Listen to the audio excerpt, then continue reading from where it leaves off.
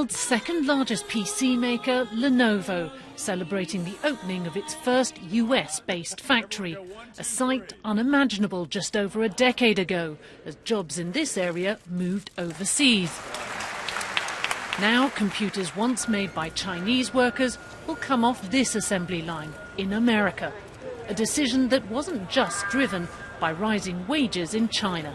The gap in labor costs between the U.S. and other emerging economies is shrinking.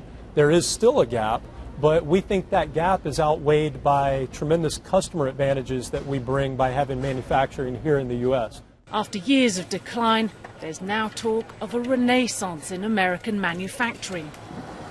As you can see, manufacturing jobs are coming back here, but they're different to those created a generation ago. The sad reality for many Americans is that there are fewer middle-wage and middle-income jobs. John Crawford is a union man who's worked in manufacturing for nearly 2 decades. He's witnessed firsthand the impact of global trade on American jobs. His fear today is that low wages and temporary jobs are becoming the norm. Temp agencies have been booming here lately, and if you look at these big corporations, they hire through a temp agency now. You don't usually go to the company to get a job, and so that's the difference between, the generations.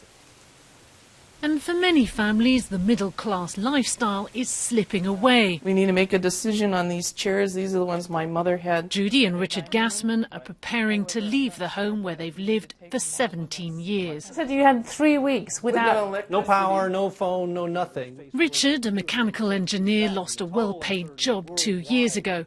He hasn't been able to find work since.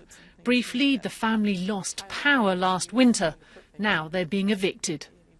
We're in debt right now, and we're going to be in debt until I find a job and start digging myself out of the hole that this created.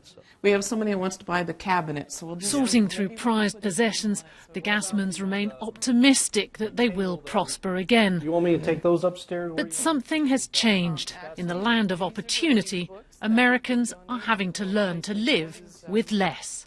Michelle Fleury, BBC News, North Carolina.